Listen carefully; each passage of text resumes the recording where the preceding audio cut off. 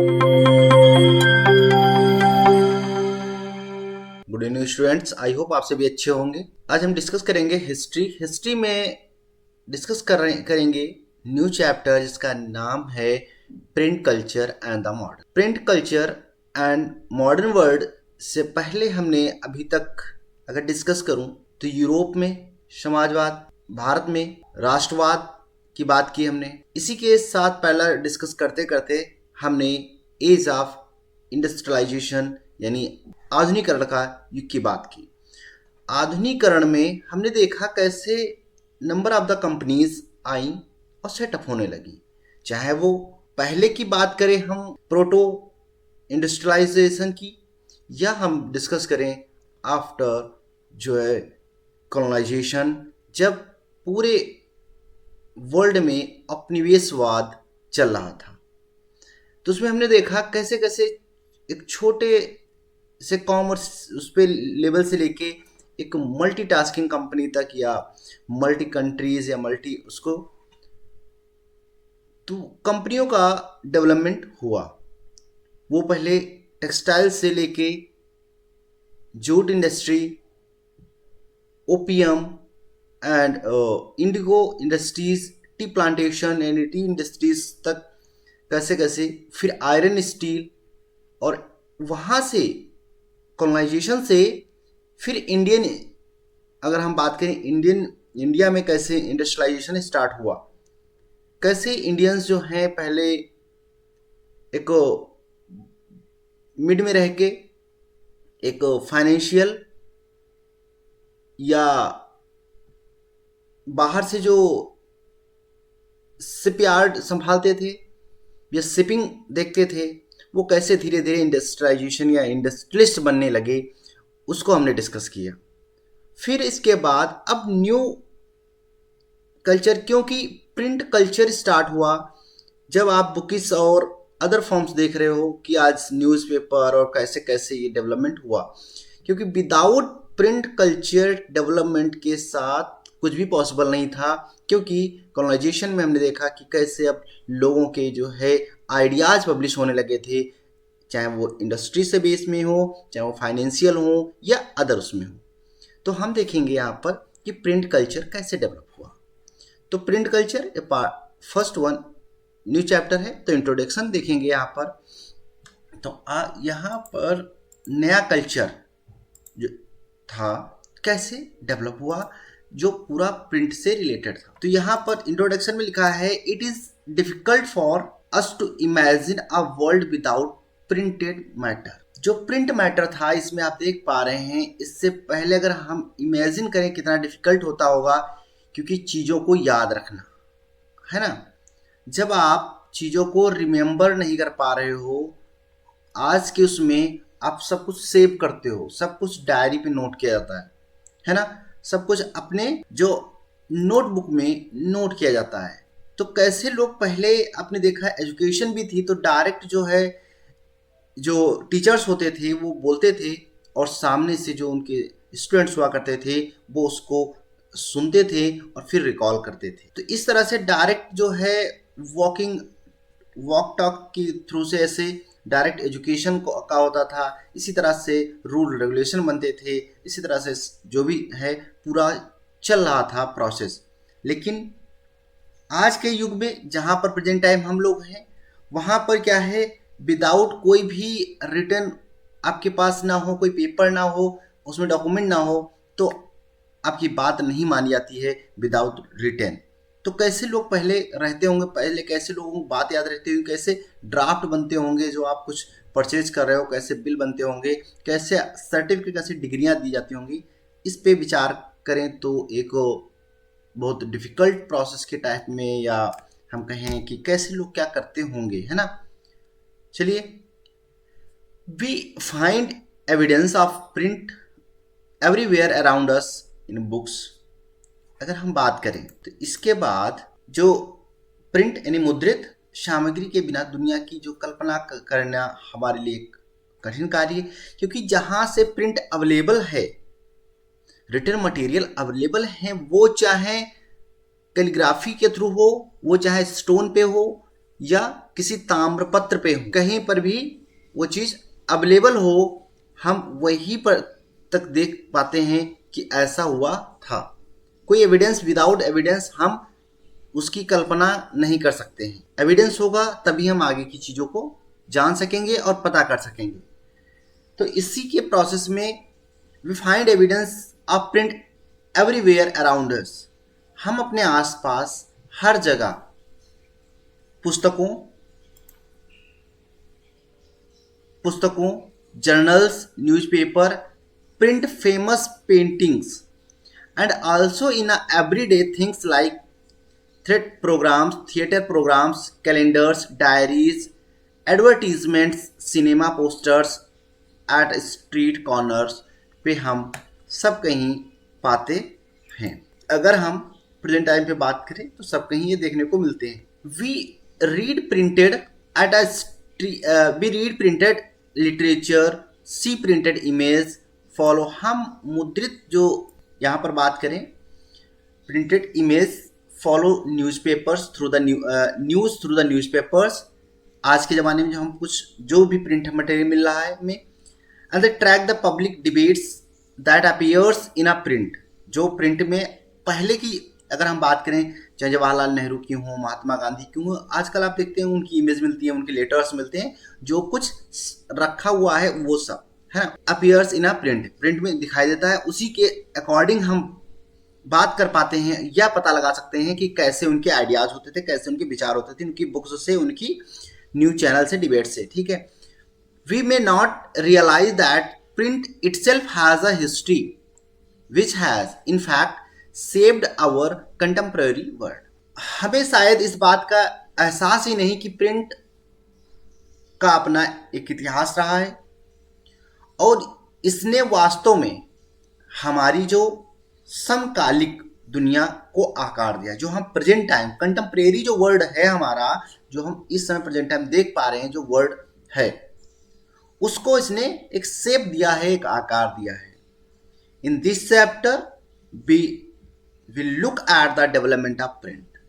इस अध्याय में हम प्रिंट के विकास पर नजर डालेंगे। प्रिंट के विकास पे नजर डालेंगे तो from its beginning in the East Asia to expansion in the Europe and India.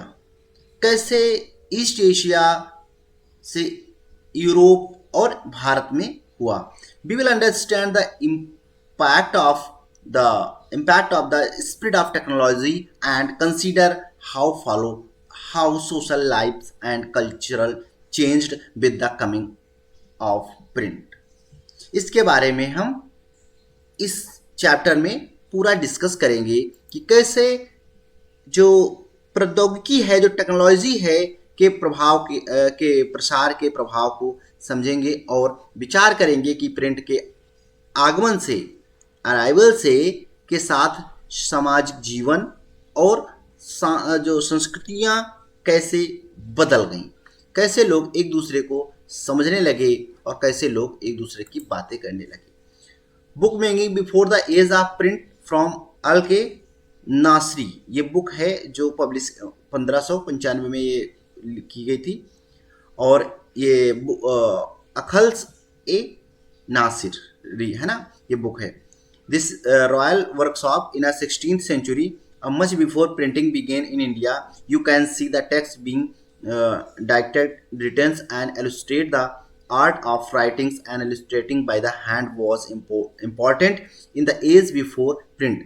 अब हम आपको बता दूं, यहाँ तक कि अभी क्या है, मशीनों के द्वारा प्रिंट होता है जो भी है, ठीक है, most of the books print हो रही हैं, लेकिन जो हमारा कॉन्स्टिट्यूशन है वो हाथों के द्वारा, हाथों से कलम से लिखा गया है और उसमें जो नक्काशी की गई है, जो उस पर आप जिल्द पे देखते हो या उसके पेज पे देखते हो, डिफरेंट डिफरेंट कल्चर सी, different different shape and size जो आर्ट बना हुआ है, वो सब हाथों से बनाया गया है और जो इमेज है ये उसी की तरह की एक यहाँ पर शेप दिया गया है। कैसे लोग अपने बुक में ऐसे सिर्फ हाथों की कारीगरी से लोग करते थे, है ना, ये सिर्फ हैंडमेड हुआ करता था। Okay, now the first printed book, पहली प्रिंटेड बुक की हम यहाँ पर डिस्कस करेंगे कि कहाँ से और कैसे एविडेंस मिले, क्या हुआ इसके बारे में, और कैसे कहाँ पर डेवलप की गई। The earliest kind of the print technology was developed in China. अगर हम सबसे पहले बात करें अर्लीस्ट, आप देख रहे हो हाईलाइटेड है, China, Japan, Korea. This was the system of hand printing. सबसे पहले जो इसके एविडेंस मिलते हैं या वो बात करें तो चाइना, जापान और कोरिया में, और system of the hand printing का था। इसके बाद हम डिस्कस करें अगर, तो 1594 ईस्वी के बाद से चीन में किताबें लकड़ी के बुक्स इन चाइना, है ना, वुड ब्लॉक्स, लकड़ी के ब्लॉकों की स्याही वाली सतह पर कागज रगड़कर मुद्रित की जाती थी। इसका आविष्कार भी वही हुआ था, है ना। Against the inked surface of wooden blocks की बात की जाती है ना। तो जो लकड़ी के ब्लॉक्स होते हैं, ब्लॉकों की स्याही वाली सतह पर कागज को रगड़कर मुद्रित किया जाता था।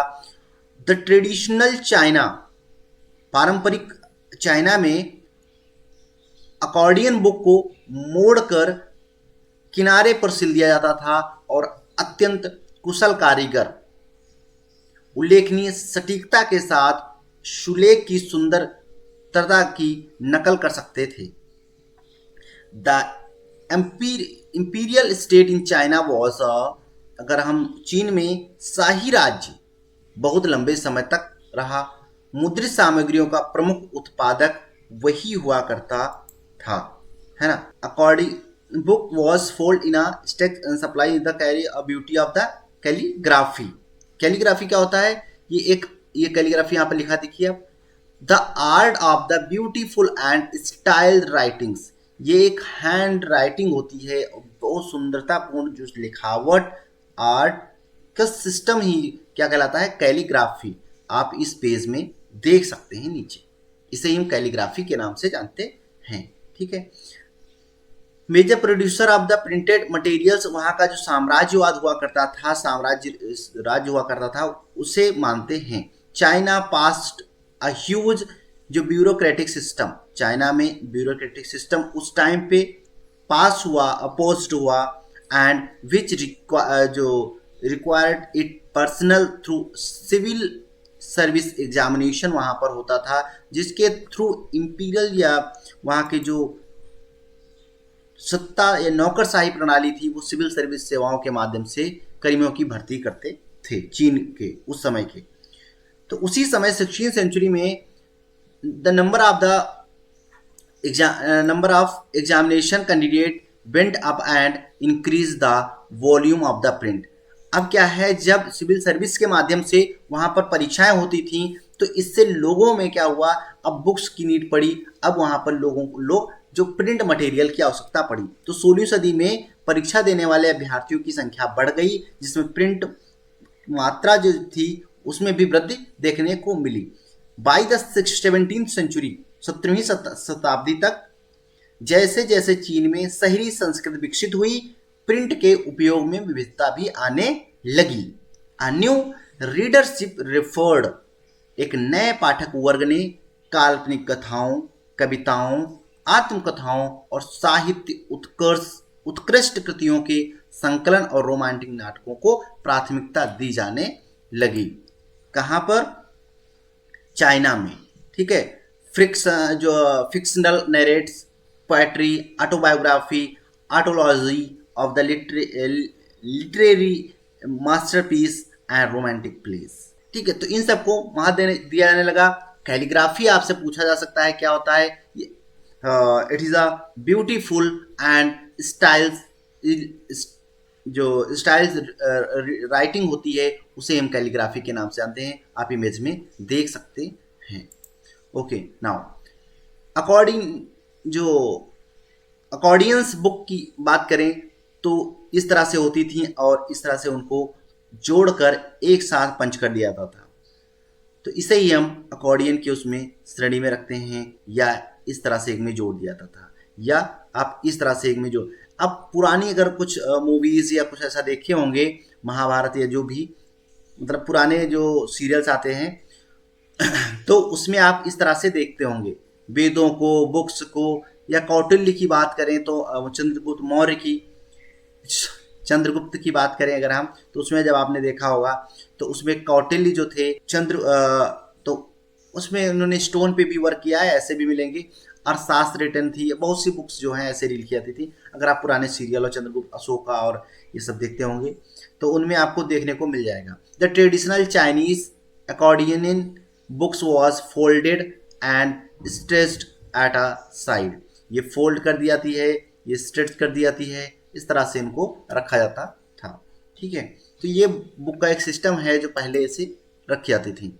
अगर हम वेस्टर्न प्रिंटिंग टेक्निक की बात करें, the western printing techniques and the mechanical process were imported in a late 19th century as Western power established their outposts in China।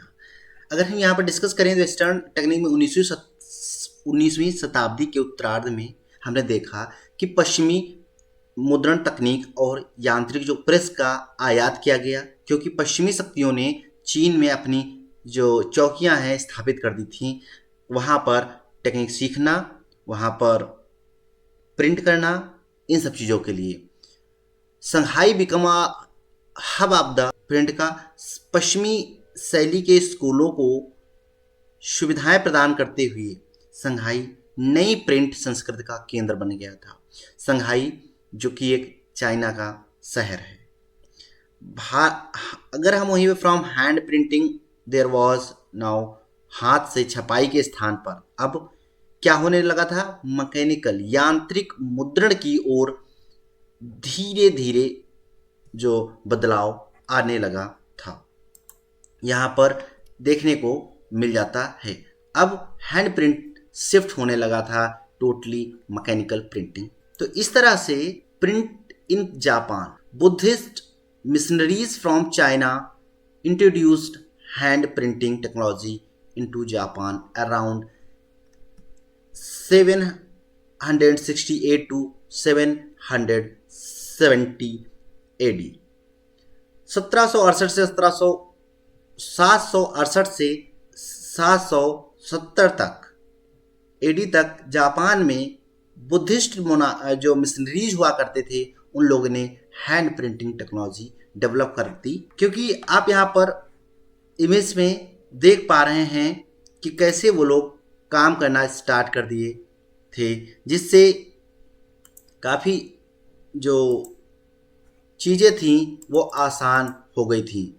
क्योंकि हमने बात की थी चाइना, जापान जैसे शहरों में जो डेवलप हुई थी, तो उसी की हम यहाँ पर उसी को डिस्कस करते हैं। चीन के जो बौद्ध मिशनरीज वहाँ आए, क्योंकि जो अगर हम बात करें जो कल्चर है या जो लोग हैं वहाँ के, तो चाइना में भी मोस्ट ऑफ द बुद्धिस्ट हैं, तिब्बत चाइना बुद्धिस्ट, और जापान भी बुद्धिस्ट रिलीजन को फॉलो करता है। तो यहाँ से लोग मिशनरीज जाया करते हैं, मिशनरीज उन्हें कहते हैं जो एक प्लेस से दूसरे प्लेस जाके चीज़ों को बताते हैं, जैसे अपने यहाँ जो महात्मा होते हैं, साधु होते हैं, उस तरह से। तो चीन के बौद्ध मिशनरीज ने 768 से 770 ईस्वी के आसपास जापान में हाथ से छपाई की तकनीक शुरू की। सबसे पुरानी द ओल्डेस्ट जापानीज बुक जो 868 ईस्वी में छपी थी, उसे हम बुद्धिस्ट डायमंड सूत्रा, बौद्ध डायमंड सूत्र है, जिसमें पाठ और उसमें सजावट चित्रण की 6 सीट शामिल हैं। ठीक है, वुडकट जो वुडकट इलस्ट्रेशन की जो वो थी, वुडकट चित्रण की 6 सीट शामिल हैं। और the picture were printed on a textile, चित्र वस्त्रों, ताशों और कागजी मुद्रा पर मुद्रित यानी प्रिंट किए जाते थे। इन अ मेडिवल जापान, अगर मध्य युगीन जापान में हम बात करें तो काव्य गद्य लेखक नियमित रूप से प्रकाशित होते थे और किताबें सस्ती और प्रचुर मात्रा में होती थी। वहीं दृश्य सामग्री की छपाई से जो दिलचस्प प्रकाशन प्रथाओं का जन्म होने लगा था। आप इस साइड में देख पा रहे हैं, इस तरह से यहाँ पर डेवलप होने लगा था जापान में। ये त्रिपिटिका कोरियाना है, इसमें ये वुड्स के ब्लॉक रखे हैं belonging of the mid 13th century, printing wood blocks on a Tripitaka Koreana were Korean collection of Buddhist sculptures। Buddhist लोगों का जो इसमें रिटर्न मटेरियल होता है वो वुड्स के ब्लॉक में यहाँ पर रखा हुआ है। इसे यूनेस्को ने त्रिपिटिका कोरियाना कहा है। इसमें 80,000 वुड ब्लॉक हैं और जो inscribed on a UNESCO memory of the world register in 2007 यानी 2007 में यूनेस्को ने इसे वर्ल्ड रजिस्टर में रिकॉर्ड किया है। इसमें 80,000 से ज़्यादा ब्लॉक्स हैं यहाँ पर रखा गया है। A page from the diamond Sutra, ये जो है डायमंड सूत्र जो हमने बुक बात की थी, जो ओल्डेस्ट जापानीज बुक है जो 868 में पब्लिश हुई थी, वो उसका एक ये डायमंड सूत्रा का पेज यहाँ पर आपको देखने को मिलता है। और ये यहाँ पर नीचे जो इमेज है उसके जस्ट वहाँ पर जो लोग वुड ब्लॉक्स को जो उसमें इंक से प्रिंट करते थे उसकी इमेज वहाँ पर शो कर रही। The print comes to the Europe, ये सेकेंड पार्ट इसका जो है वो हम नेक्स्ट वीडियो में डिस्कस करेंगे। आज तक का इतना ही। आई होप आपको ये वीडियो अच्छा लगा होगा।